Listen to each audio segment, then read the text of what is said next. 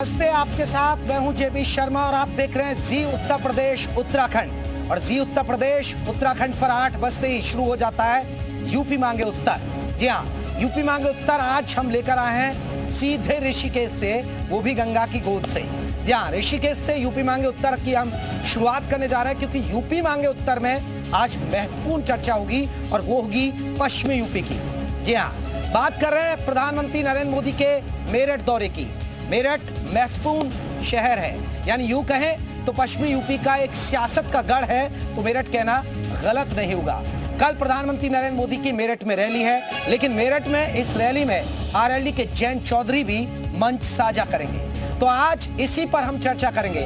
आपने देखा होगा, अगर हम बात करें 2019 के चुनाव की, तो सपा और आरएलडी और कांग्रेस, बीएसपी ये सब मिलकर चुनाव लड़े थे, लेकिन इस बार यहाँ समीकरण बदले हुए हैं। यहाँ समीकरण सपा और कांग्रेस गठबंधन में चुनाव लड़ रही है। पश्चिमी यूपी की बात करें, यूपी की बात करें, पूरे अगर हम यूपी की बात करें तो वहीं अब स्थिति बदली हुई है, क्योंकि सपा के साथ अब आरएलडी नहीं है, आरएलडी बीजेपी के साथ आ गई है। और आज ही प्रधानमंत्री, जिस तरह जिक्र हम कर रहे थे प्रधानमंत्री नरेंद्र मोदी और जयंत चौधरी की भी तस्वीरें सामने आई जब भारत रत्न उनको दिया गया, तो पश्चिमी यूपी में क्या है चुनावी मूड। प्रधानमंत्री नरेंद्र मोदी की रैली जो मेरठ में कल होने जा रही है, उससे पश्चिमी यूपी में बीजेपी कितना मजबूत होगी, इसी पर बात होगी। लेकिन उससे पहले आप एक रिपोर्ट देखिएगा। मेरठ में पीएम मोदी भरेंगे हुंकार, पश्चिम से चुनावी प्रचार का शंखनाद, राम के नाम पर वोट की अपील, जाटलैंड में जयंत चौधरी रहेंगे साथ।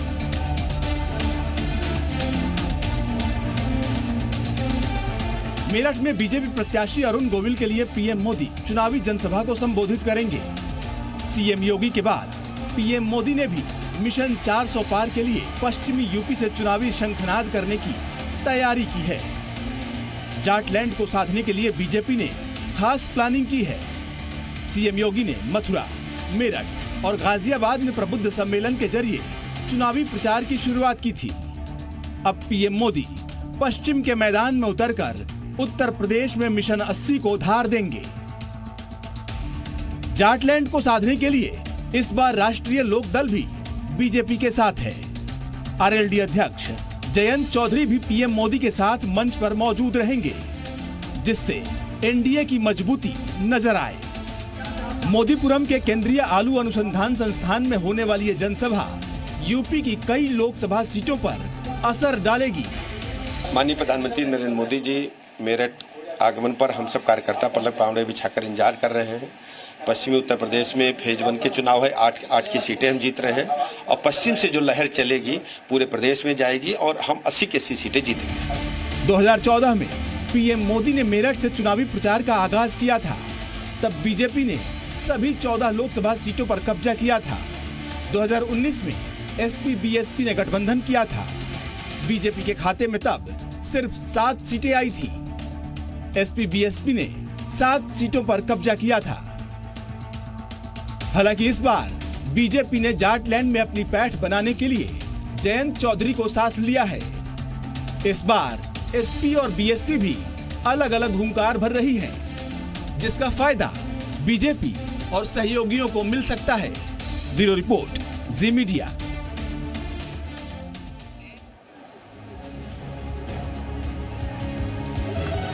तो चलिए अब आपको हम पश्चिमी यूपी का समीकरण दिखा देते हैं। 2019 में किस पार्टी को कितने वोट मिले थे, कितनी सीटें जीती थी, अब ये दिखाने जा रहे हैं। और पश्चिमी यूपी महत्वपूर्ण है। आपको बता दें 2019 के लोकसभा चुनाव में आप मेरे सामने देख सकते हैं 2019 के अंदर बीजेपी को यहां पर 19 सीटें मिली थी, जबकि समाजवादी पार्टी को 4 सीटें मिली थी। इसके अलावा बीएसपी की बात करें तो 4 सीटें मिली थी।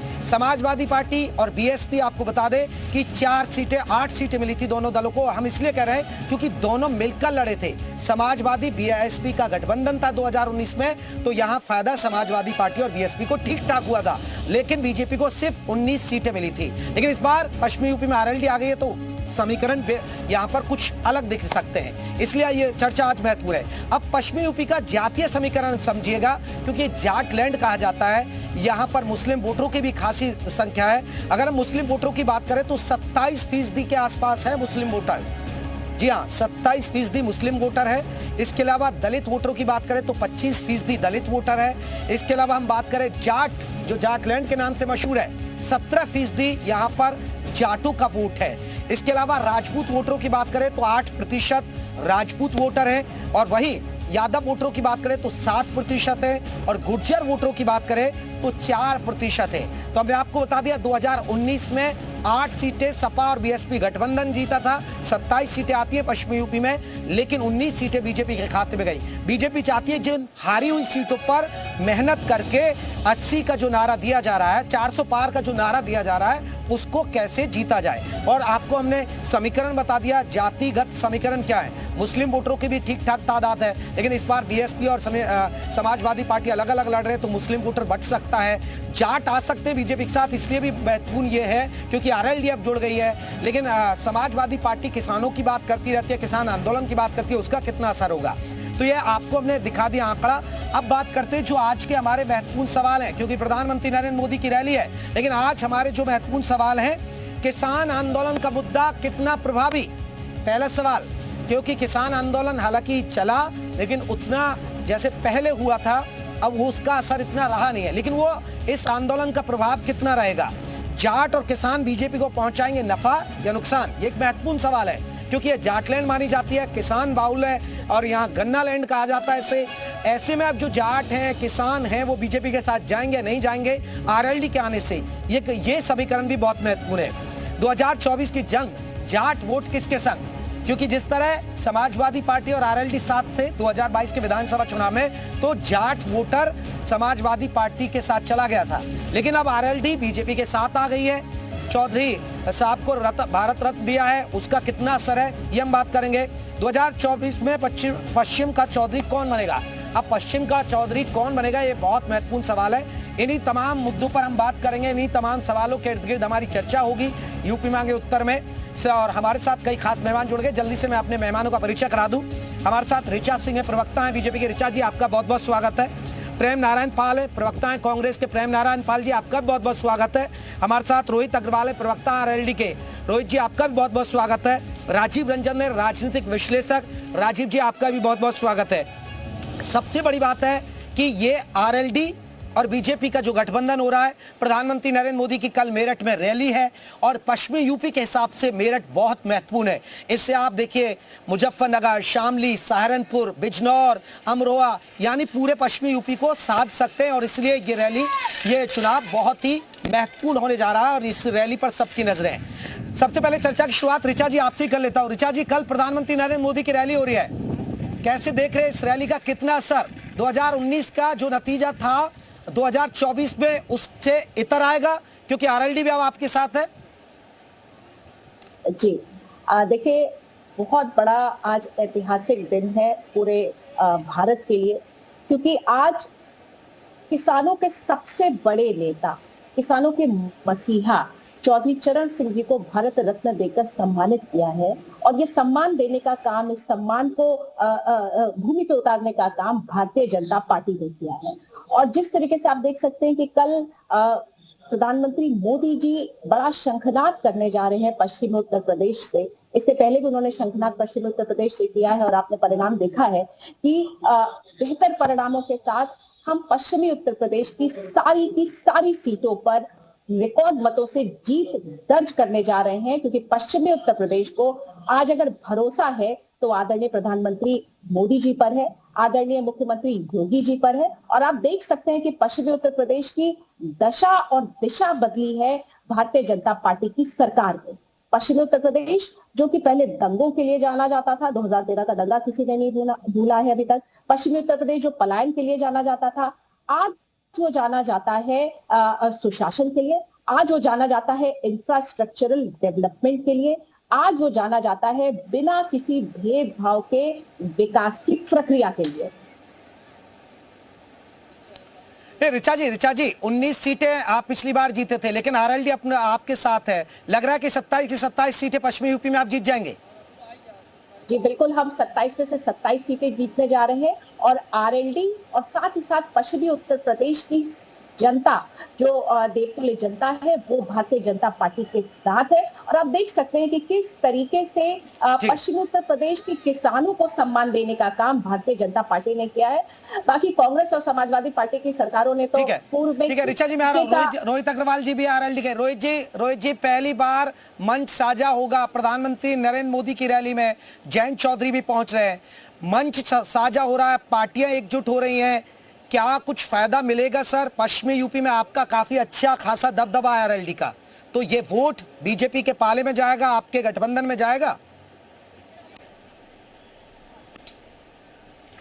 देखिए जेपी भाई, कल राष्ट्रीय लोकदल और भारतीय जनता पार्टी की संयुक्त रैली है, जिसमें माननीय जयंत चौधरी जी और प्रधानमंत्री जी, मुख्यमंत्री जी स्वयं उपस्थित रहेंगे उस रैली में। और ये एक ऐतिहासिक रैली होने जा रही है, क्योंकि जिस तरीके से आज चौधरी चरण सिंह जी को भारत रत्न के सम्मान से नवाजा गया है, जो माननीय जयंत चौधरी जी ने करोड़ों किसानों का प्रतिनिधित्व करते हुए उसको स्वीकार किया है, जिस तरीके से चौधरी साहब का सम्मान, करोड़ों किसानों का सम्मान हुआ है, ये रैली सिर्फ पश्चिम उत्तर प्रदेश में मैसेज नहीं देने जा रही है, पूरे देश में 543 सीटों पे मैसेज देने जा रही है।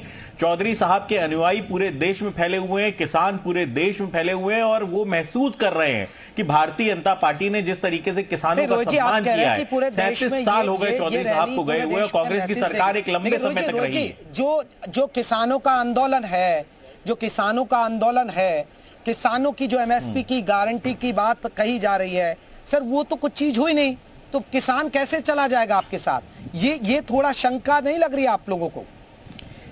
हाँ। किसानों के मुद्दे तो जस की तस है, कुछ नया तो नहीं हुआ। ठीक है, चौधरी साहब को भारत रत्न दे दिया, इतने भर से किसान, क्या आपको लग रहा है कि आरएलडी के साथ खड़े हो जाएंगे?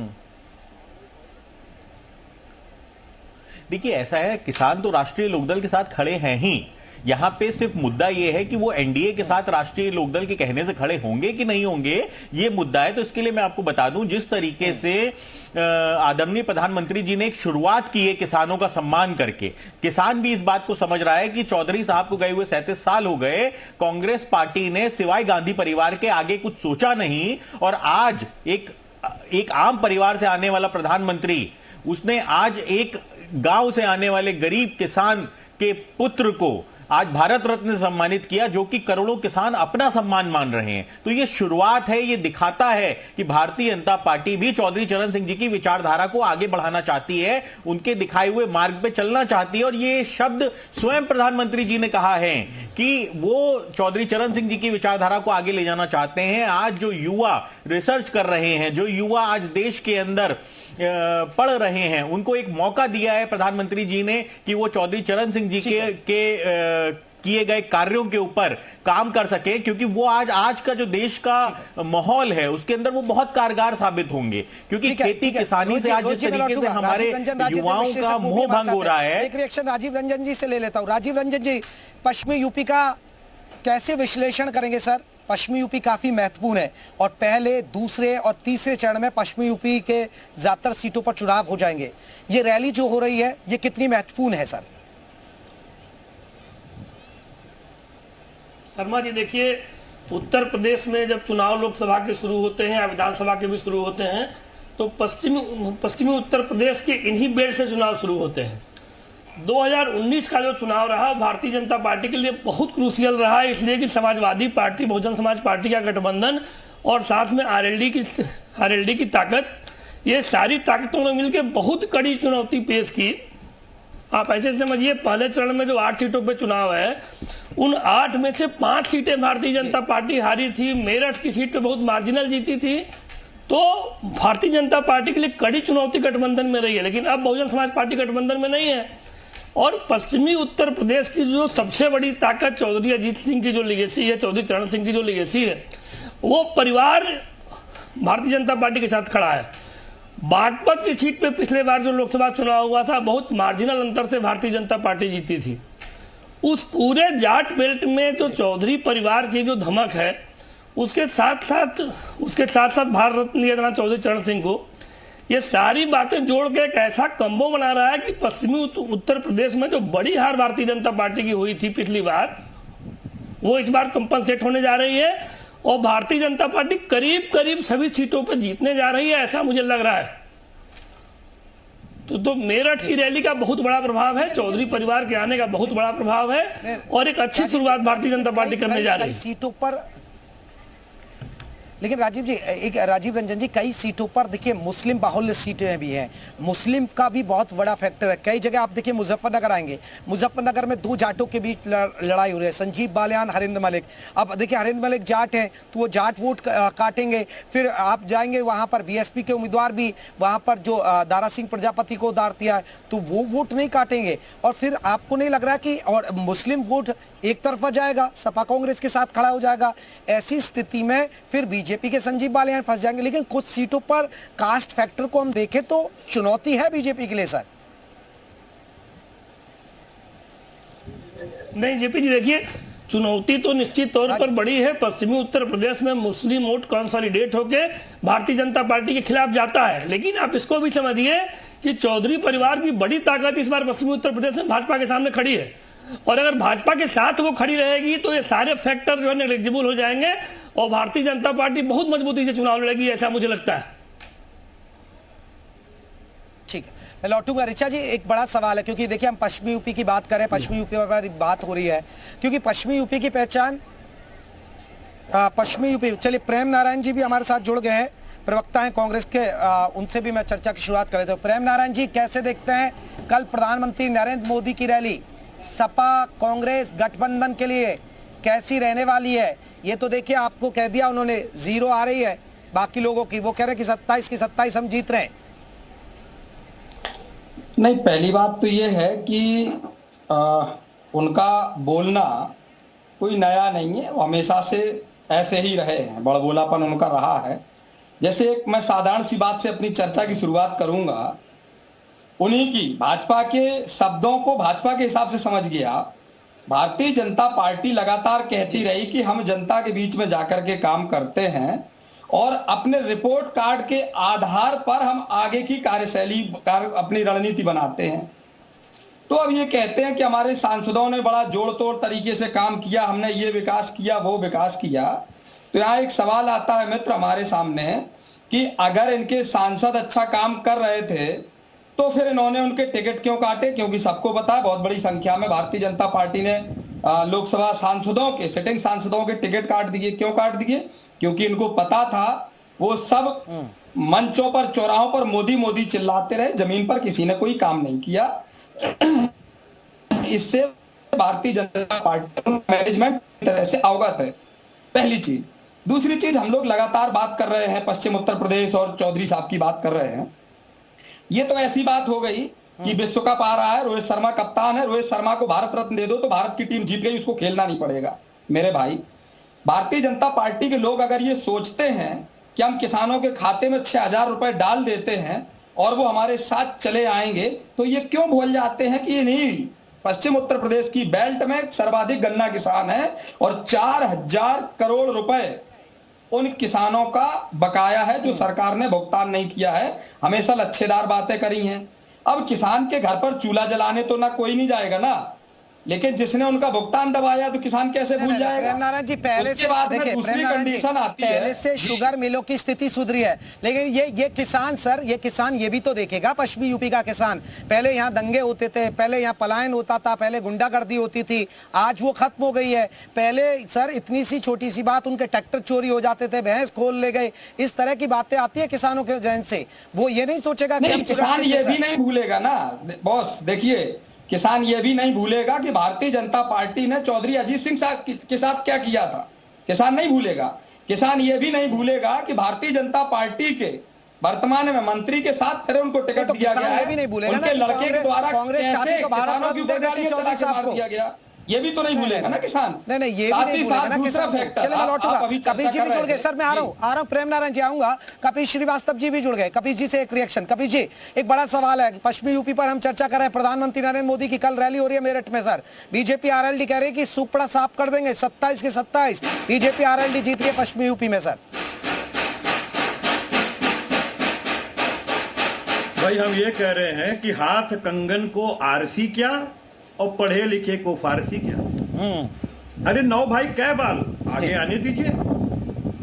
मैं एक बात पूछ रहा हूं, रालोद से इनका गठबंधन ऐन मौके पे स्वार्थवश हुआ, लेकिन इससे किसानों का स्वार्थ पूरा नहीं हुआ।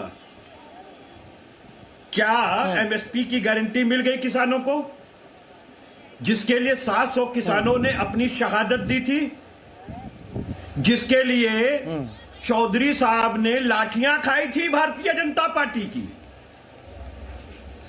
क्या वो 4 किसान 5 किसान जिनके ऊपर अजय मिश्रा टेनी के पुत्र ने गाड़ी चढ़ाई थी, वो वापस आ गए? क्या किसान आयोग का गठन हो गया? क्या किसानों का समापक भुगतान हो गया? क्या किसानों की आय दोगुनी हो गई कि लागत मूल्य चौगुनी हो गई?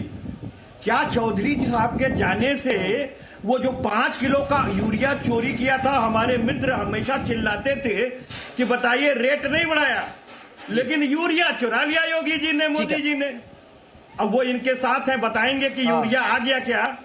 और मैं सबसे बड़ी बात आपको बता दूं, ठीक है, आज किसान आंदोलन पे है, लेकिन किसान नेता जो लाठी खाने चले थे, वो मंत्री पद के लालच में आज कहां खड़े हैं? अरे जिसको आप ठीक है, कपिल जी अभी इस पर आपका जवाब ले लेता हूं। ऋचा जी जवाब देंगे। ऋचा जी जवाब दे दीजिए। आपने आरएलडी को साथ ले आए, लेकिन किसानों के जो मुद्दे समाजवादी पार्टी उठा रही है वो पूरे कहां हुए? देखिए, किसानों को उसे उचित समय से भुगतान करने का काम, गन्ना के कीमतों का भुगतान और किसानों की समस्याओं को टैकल करने का काम भारतीय जनता पार्टी ने बहुत जो है समझदारी के साथ भी किया है और लगातार किसानों की समस्याओं को हल किया है। इसे समाजवादी पार्टी के प्रवक्ता कह रहे हैं, मैं इनसे कहना चाहती हूँ कि आपका चौधरी चरण सिंह जी के प्रति क्या सम्मान है, इस बात का अंदाजा केवल इसी बात से लगाया जा सकता है कि चौधरी चरण सिंह जी को आज भारत रत्न दिया गया है, लेकिन समाजवादी पार्टी जो ट्विटर पर बैठकर राजनीति करती है, उसमें ट्विटर के माध्यम से भी आदरणीय चौधरी चरण सिंह जी को भारत रत्न दिए जाने पर ना तो कोई जो है खुशी जाहिर की और ना ही कोई संदेश दिया। तो आप तो ट्विटर से भी बैठकर राजनीति नहीं कर पा रहे हो। और कांग्रेस के प्रवक्ता से मैं कहना चाहती हूँ कि आप जो बात कर रहे थे, आपने चौधरी चरण सिंह जी को कांग्रेस ने जेल में भेजने का काम किया था, कांग्रेस ने चौधरी चरण सिंह जी को अपमानित करने का काम किया था। और इससे बड़ा मजाक क्या हो सकता है कि चौधरी चरण सिंह जी की बात करने वाली, उनके नाम पर राजनीति करने वाली समाजवादी चौधरी चरण सिंह जी को आप भारत रत्न दे करके उनके परपोते पोते को खरीद लिया है क्या? दर खरीद गुलाम कर लिया चरण सिंह जी और या भारतीय जनता पार्टी ने किसानों की समस्याओं को समाप्त कर दिया है? या जिस वसूलों के लिए चौधरी चरण साहब लड़े थे, उसके लिए आपने अनुग्रहित कर लिया। चौधरी चरण सिंह जी को केवल भारत रत्न दे देने से अगर किसानों की समस्या दूर हो गई हो, अगर मोदी जी के जो किसानों के खून से हाथ रखे हैं वो निपट गए हो, तो मुझे बताइए। अजय मिश्रा टेनी से एक तरफ आप हत्या कराती हैं, दूसरी तरफ आप किसान आयोग की नियुक्ति नहीं करती हैं, तीसरी तरफ जो है आप कोई टास्क फोर्स जो है के लिए नहीं बनाती है, दुगनी आपको नीति दुगनी कर देती है और किसान सम्मान के नाम पे 15 रुपए पानी का भी पैकेज नहीं देती है। ये समाजवादी पार्टी आप किसानों का सिर्फ इसलिए कि चौधरी साहब को आपने आपको रोकना चाहूंगा। ऋचा जी ठीक है, ऋचा जी रुकिए, कपिल जी रुकिए, मुझे एक छोटा सा ब्रेक लेना है। ऋचा जी, कपिल जी एक छोटा सा ब्रेक लेना है, लेकिन ब्रेक के बाद हम यही बात करेंगे। कपिल जी जो आप कह रहे हैं, लेकिन पश्चिमी यूपी ये भी तो नहीं भूला होगा ना सर, समाजवादी पार्टी के राज में गुंडा राज था, पलायन था, दंगा था, तो पश्चिमी यूपी में अब राहत की सांस ली है योगी सरकार के आने से बाद।